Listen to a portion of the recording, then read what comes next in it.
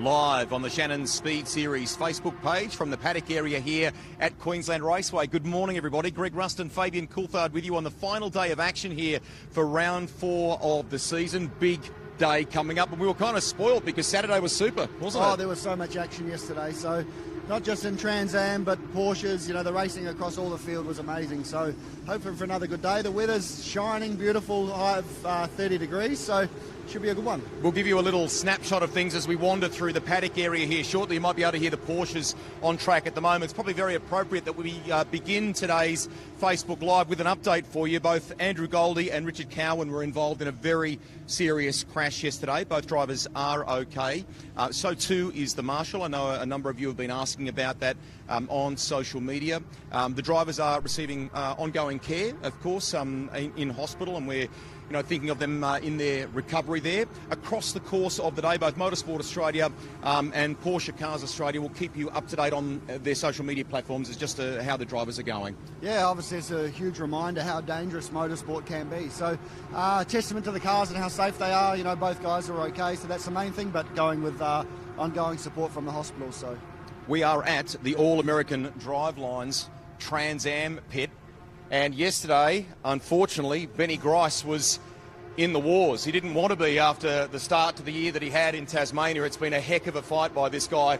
And yesterday, there was more work for this crew to do. Are you back and ready to rock today? Yeah, we're ready to go. Look, I've had worse days, but can't remember when. Like, that was really worst case scenario. We had scheduled 80 laps of racing, and we got in a wreck in the fourth corner of the first lap of the first race. So pretty disappointing, but those things happen. You cop them on the chin, but look, it just highlights how good my team is, and car looks brand new. They've just done such a good job, and man, it was a pretty big hit. It was biggest, best T-boned in town, that one for sure, like right in the door and whack. But these cars are pretty strong, so we got pretty good tyres for the race, so it's quite high deg around here, so we'll certainly be coming in the race and got nothing to lose, so we're going forward. So normally with a crash, the damage looks quite superficial, but obviously missing the race yesterday, the damage sustained was quite bad. Yeah, it was. We probably could have rushed it and got it out, but then you look, there's a lot of inboard panels and stuff, and we just want to make sure it was right, and often those things can have a knock-on effect if you damage something. So, but like full faith in my guys, one of the best teams in the category. So, yeah, I'll be sending it off the back for sure. The Porsche drivers and Ben were looked after by the great medical team here at Queensland Raceway. Just before we wander off here, how you feeling? You're all good? Yeah, brand new. Real rough day yesterday, but just have a sleep on it and come back stronger tomorrow. So character building days, and I guess that's why the way we are. We look forward to seeing you hustle today. Go get them. Cheers. Thanks.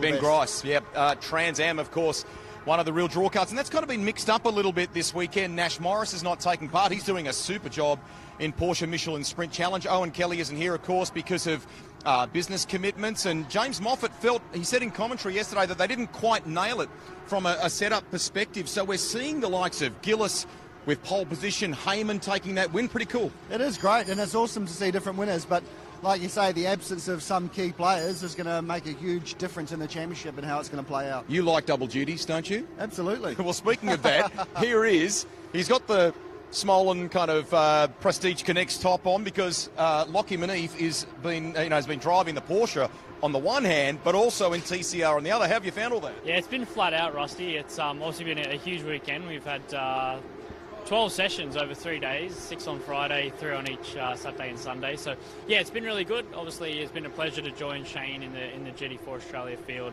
with production cars. And, the Prestige Connects Porsche has been really good all weekend. We had, I think, three firsts on Friday and a second last night.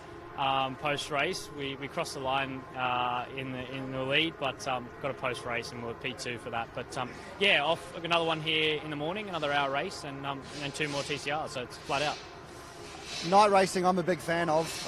Last night, obviously, it was dark. How did this track here at Queensland Raceway fare in those conditions? Yeah, it's pretty crazy because, you look at a track like Sydney Motorsport Park where there's full permanent lighting. Here there's, only a certain amount of, temporary light structures out there, and there isn't much light out there. But, with 37 cars on the field with so many headlights, there's, light just going all around. But, it takes a lot to kind of focus and keep you hitting your marks for that, hour and a half race there that we had last night. So, you just got to kind of keep hitting your marks, and with a lot of traffic too, there's a lot to manage. But, these cars are really fun to drive, and, obviously with the strategy and things like that, it's, really cool formula. Quick update before we go. You're in the Audi, of course, for Super Cheap Auto TCR. We have 2 races coming up today, including the reverse of the top 10. Are you looking forward to that, and how are you feeling? Any changes for today? Yeah, we had a really tough day yesterday in the 14 TCR, and just chasing a couple of brake issues. It's really hard on brakes here, and a few little mechanical things have just really multiplied with that. But I had a bit of a long pedal yesterday, but boys have worked really hard overnight. We've changed a fair few things and should be good for tomorrow. So off the back for today, but we'll have a big hustle. Lots of fluids, mate. Have a fun day. Yeah, awesome. Thanks, guys. There you go. Best gig in the... Oh, here we go. Elliot Barber. Now, yesterday... Hello, mate. Good morning. Welcome to you. We were both saying you did a super job, but in the end it was P2, wasn't it? Yeah, no, it was a great race. Hard to swallow after leading 16 laps, and hanging on for so long to lose it with 3 to go or 4 to go. But look, it was a great race. Tom did an amazing job. He was there the whole way, and I was, to be honest, on the defence for a fair bit of it. So we just faded a bit in the middle part of the race, and I knew it was either drop 1 or maybe drop 5 or 6 by having an off. So, but no, it was good fun. It was a good race. So I'm looking forward to today. Your car looks strong in a couple of areas. You're going to try and make it stronger in the spots that are a little bit weaker today? Yeah, 100%. Like, I think through 1 and 2 it seemed like we were a little bit stronger, and then we were pretty slow everywhere else, to be honest. So, definitely need to tune that up, and we'll have a bit of a swing at the car now. And Paul's sort of just come over and had a bit of a tune-up with me and sort of where I was weak and where I can be better and where we can fix the car. So hopefully that guidance will assist today. So we'll talk a little bit more about that. I mean, we're talking Trans Am here, Pioneer DJ car, which, as Elliot said, led a good chunk of yesterday's race. And we saw Paul with you in Speed Cafe Victory Lane there having a chat. What came out of that debrief? What are the perhaps learnings that you can take into today? Yeah, I think it's just continually thinking. I think just over the years you kind of get a little bit complacent and you think, oh, I kind of know what I'm doing, blah, blah, blah, and you just sort of tune off a little bit. So I think for me it's just constantly almost training myself while I'm out there in the car. What does Paul say? What's the car feeling like? What am I doing to create what the car's doing, more so than just going around driving, which I think I kind of got into a bit of a lazy habit, if I'm honest, of doing that. So I think it's more just that stuff, making sure I'm on it the whole time and constantly thinking about how I can be better and faster. And it's just that guidance, and I guess he's a wealth of experience. So, yeah, he's been pretty good, to be honest, just helping me out with little bits of tips here and there and how I can be better and improve. And it's just, for me, it's just constantly thinking about it.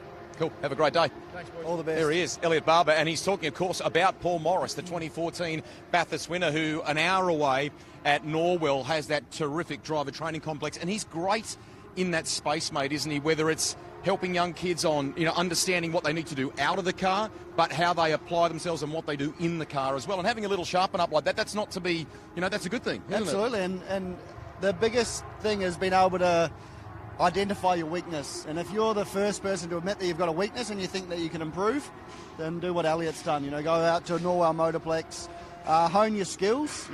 Paul's got a wealth of knowledge, and he's willing to share it, so it's really good. Now, he doesn't have weaknesses in the driving department. We might question his commentary skills. No, I'm only kidding. Good morning, mate. Come on in. Come and join us.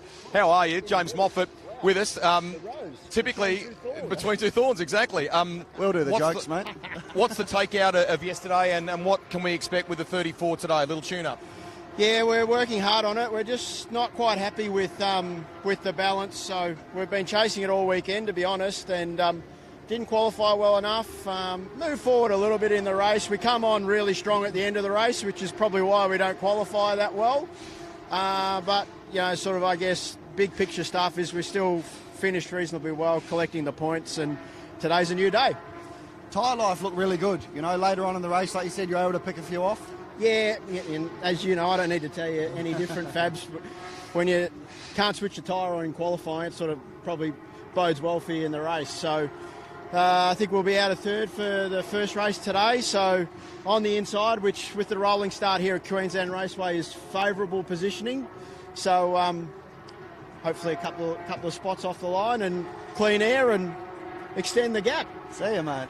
The flavour of yesterday's Trans Am race was a little bit longer, and you said to us in the commentary for GT World Challenge, you enjoyed that, didn't you? That plays to one of your strengths. Yeah, I think so. I like the longer races, you know, a bit of tyre management and those sorts of things comes into play, but at the same time it was fantastic to see a young up-and-comer like Tommy Hayman pick up his first race win. He did the combine, the GRM combine with us at the start of the year, and he's a talented young driver. Going a bit too fast for my liking, at least yesterday, but yeah, it was great to see a new winner in the series this year, and hopefully we can have a good tussle today. Good on you. Great ambassadorial stuff for the category. Have a fantastic day Cheers. today.